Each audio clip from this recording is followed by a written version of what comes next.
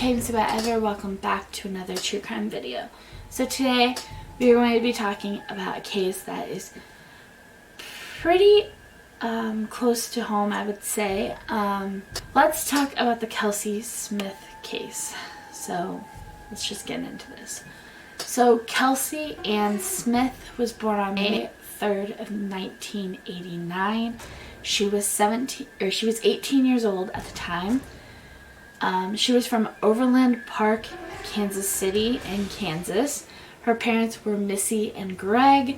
She has 3 sisters, Stevie, Lindsay, and Cody, and she also does have a brother named Zach. She was described to be a very active person that was in band, track, and theater. She had a sense of humor. She was a fun-loving personality. She was outspoken, very, very ornery. And she did have plans to go to Kansas State to study veterinary medicine. Now let's talk about the incident that had happened. So on May 24th of 2007, Kelsey actually graduated high school. And 9 days after that, her life was cut really too short.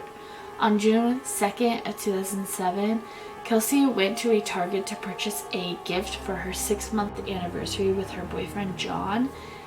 She did call her mom after to let her mom know that she was leaving and that she was actually on her way home, but Kelsey never showed up at home. Her mom called and texted and they never got through, so John and Kelsey's sister Lindsay went out to start looking for her at the Target.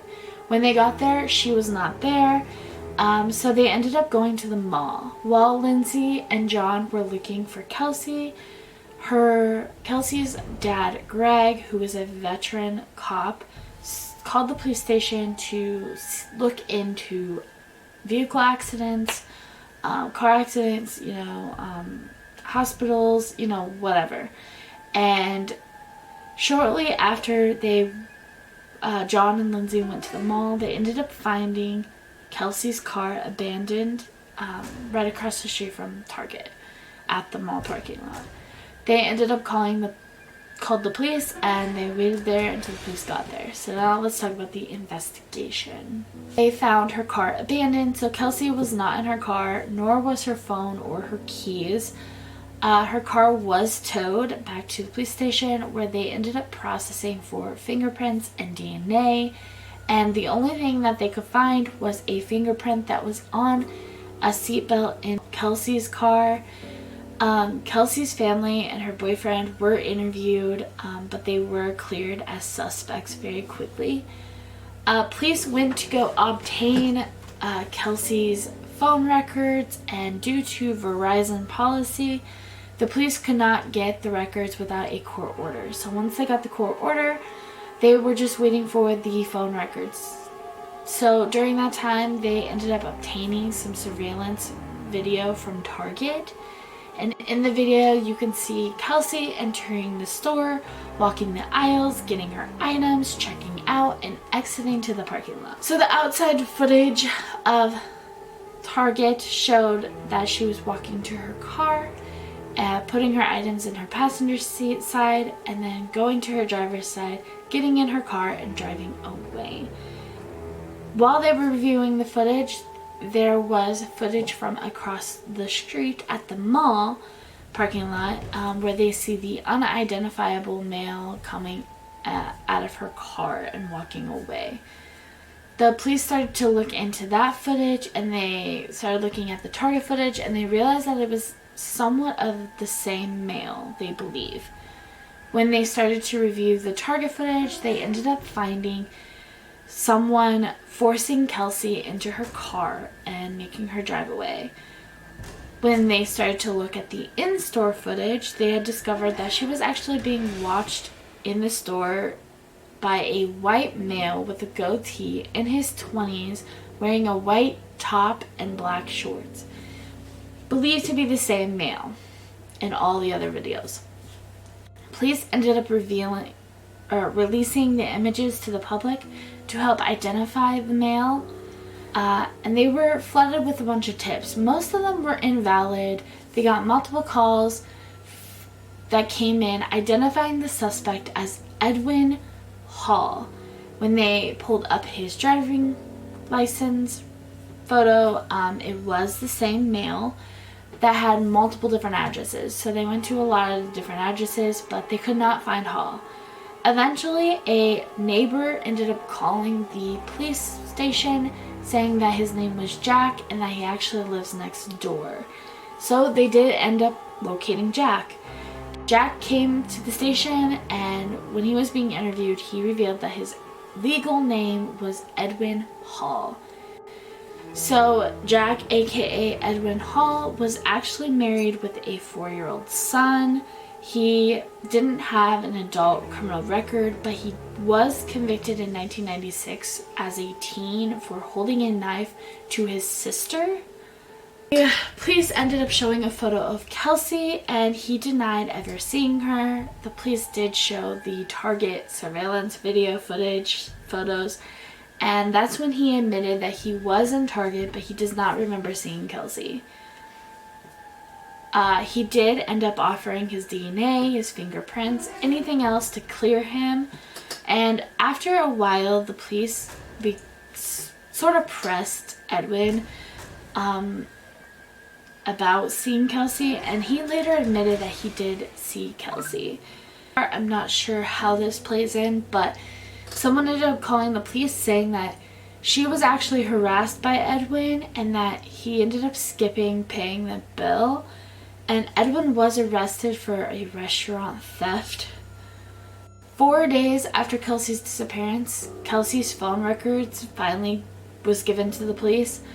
And her final ping of her phone was in a wooded area known as Longview Lake in Missouri. So police began to search that area, where they had found a nude body matching Kelsey's description that was found under a pile of branches with a nylon belt wrapped around her neck. The DNA did confirm that it was Kelsey that they found, and an autopsy did reveal that she was sexually assaulted and her cause of death was strangulation. And on June 13th of 2007, Kelsey was laid to rest. Edwin's fingerprints did come back as a match to the car fingerprint that they did find, and he was charged with aggravated kidnapping, first-degree murder, rape, and aggravated sodomy. So now let's talk about the trial. So Edwin's bond was set at $5 million, and he remained in jail for that whole amount of time. 18 months later, the trial did begin. Kelsey's family did testify in court. Edwin did apologize to Kelsey's family about his actions, and he did plead guilty to all the charges, just to avoid the death penalty. And on September 2008, Edwin was sentenced to life in prison without parole. Let's talk about the aftermath. So on April 17th of 2009, Kansas legislator, I can't say that word, passed the Kelsey Smith Act that requires telephone companies to provide location information to law enforcement for calls of an emergency service, or if somebody is in danger of death or any serious harm, they do need to provide that to law enforcement. The Kelsey Smith Act was passed in 30 states now. Kentucky did change the name of it. It is now called the Leah Carter Act in Kentucky. But Nebraska is where I live. It passed the Kelsey Smith Act in March 17th of 2010. We were the third state to pass it, behind New Jersey.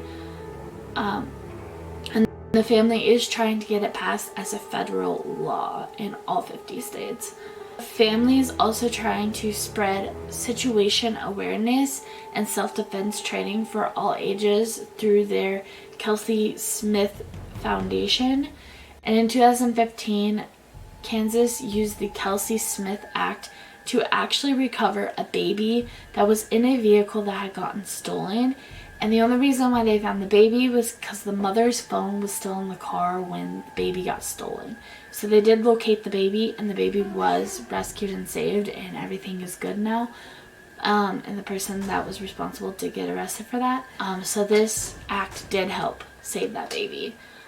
Kelsey's family did create the Kelsey Army website. If I can find it, I will definitely have that link down below.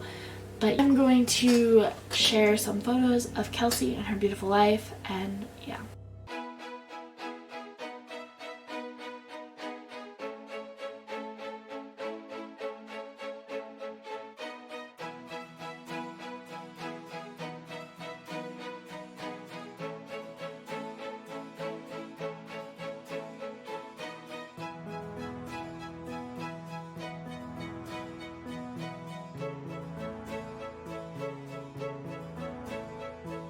This video, give it a thumbs up, comment down below what case I should do next, and subscribe if you haven't already, and turn on the bell notifications so you're notified when we post every Tuesday and occasionally Fridays. This is KMCers, and I'll see you in the next video. Bye guys.